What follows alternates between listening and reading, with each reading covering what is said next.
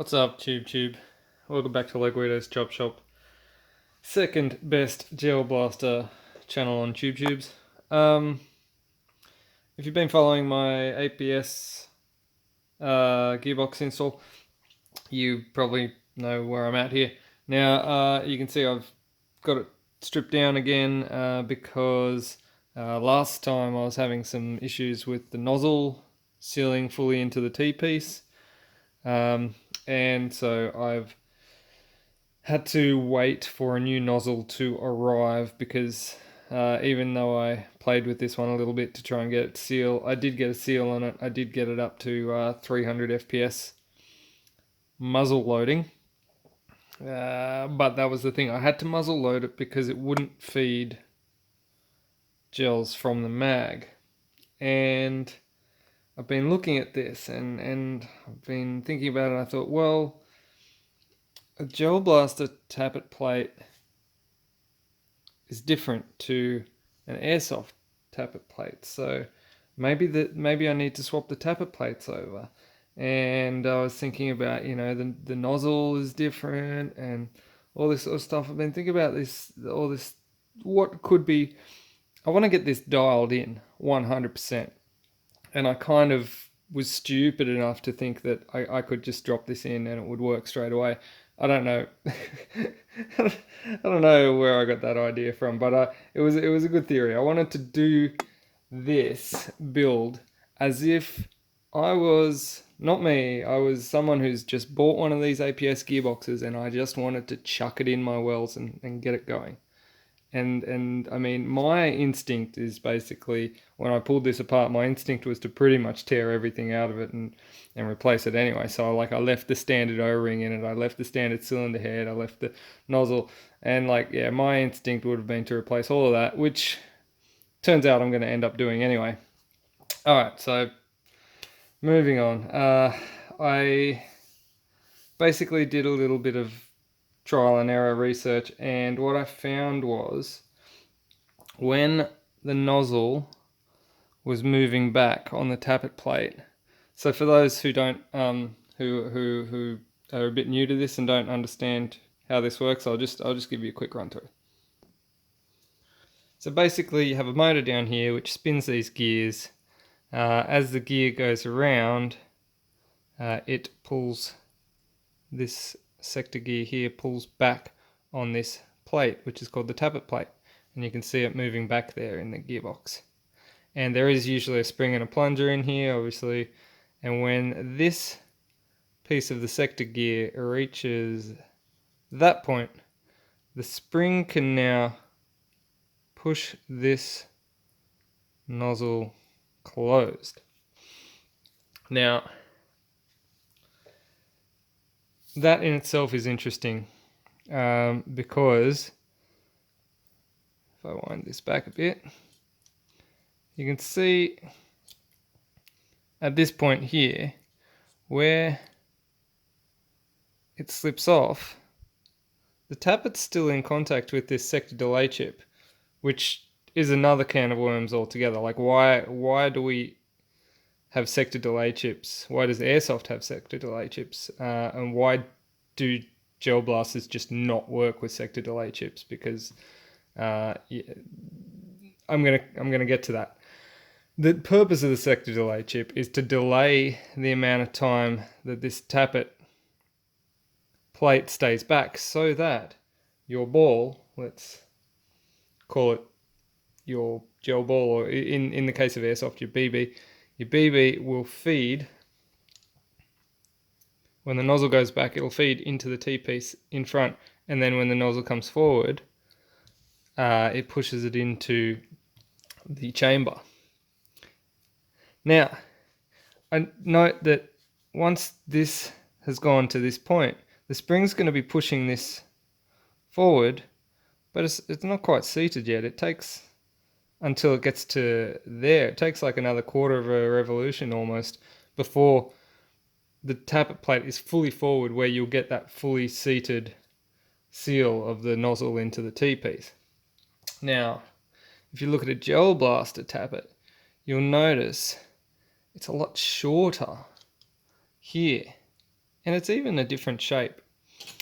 And the effect of that is that if I was to put this one in here, when this comes around, gets to here, pulls the plate back, then it gets to this point there, and it the tappet plate's already seated home.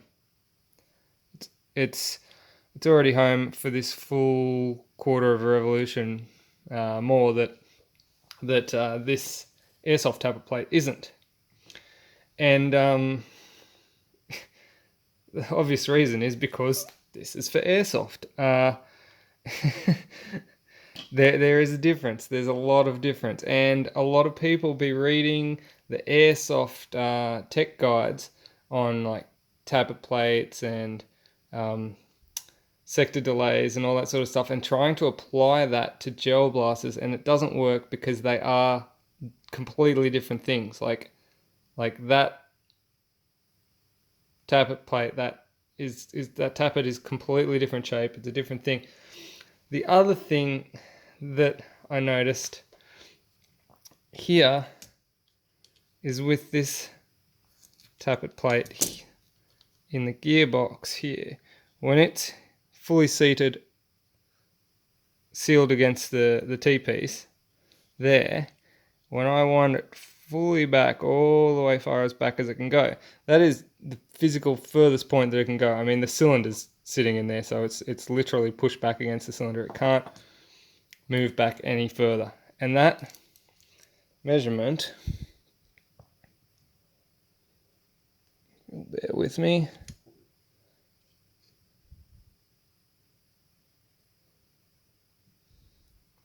is about 7 millimeters. Now, for a airsoft BB, which is 6 millimeters, moving this nozzle back 7 millimeters is enough for a 6 mil BB to slide in. Don't forget, when the nozzle compresses onto the T-piece, it seals, and there's probably a millimeter of compression in there. In fact, I had to put a millimeter's worth of O-ring in here to actually get compression on the. So, you know, give or take a millimeter of compression, you're only getting 6 millimeters of gap for the BB to slide up in, which for airsoft, that's fine, because this is an airsoft thing. Now, if you look at a gel blaster gearbox with the gel blaster tappet plate and the gel blaster sector gear with no sector delay, and I'll get to that now. All right, the sector delay. Why don't we use them in gel blasters? Because we don't need them. The idea is that you can delay it so that your BB has time to get up into the chamber. And if you're running really fast rotations on this, sometimes you've got to delay the sector so that the ball's got enough time to pop in. Gels are not the same. Gels are squishy. They can squeeze and pop in easier than BBs, and it just, the fact that the tappet plate itself is also modified so that the delay is kind of built into the tappet plate. The tappet plate also sits in a different sort of position to it's completely different. They're two completely different animals. You'll also notice the cylinder head here is short compared with like a gel blaster head, which is a bit bigger, and that comes into play in this next bit here. When this is fully seated up here, fully sealed into the T-piece, the sector gear comes and takes that back to the furthest point, which is there. At that point, it will start moving forwards again. All right, we'll take that measurement there. I think you can see where I'm going here.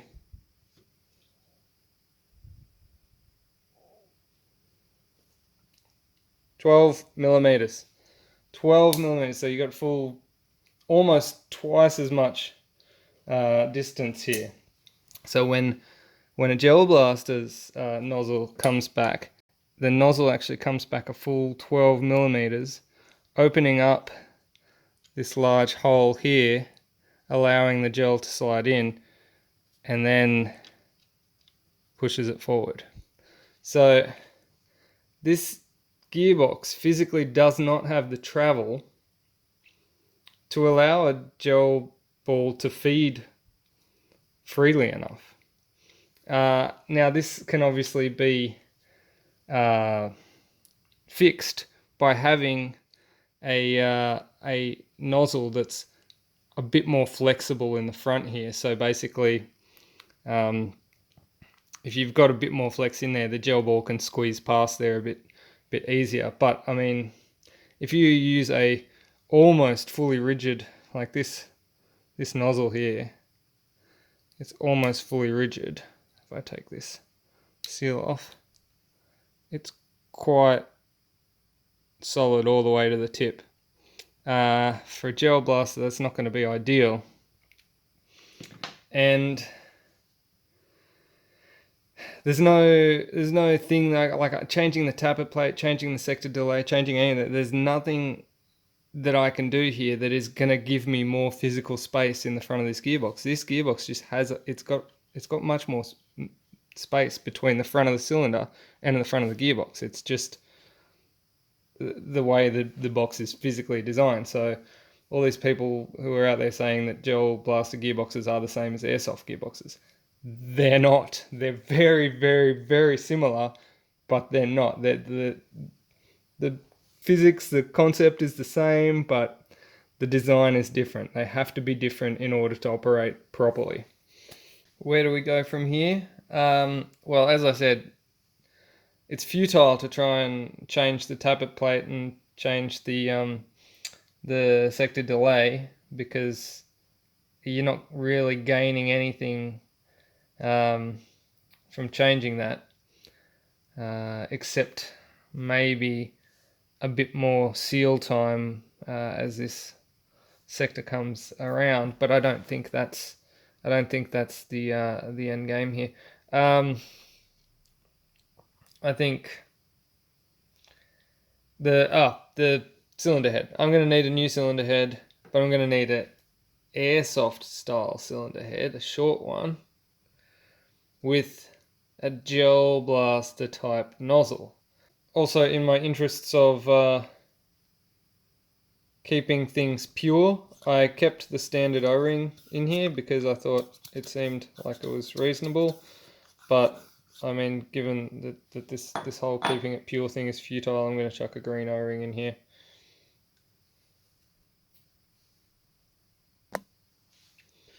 Alright, got the green one in there.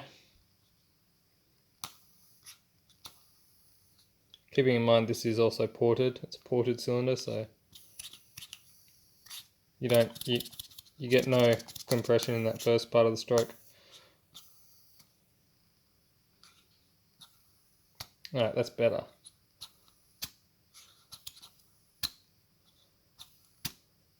It's a much better seal. But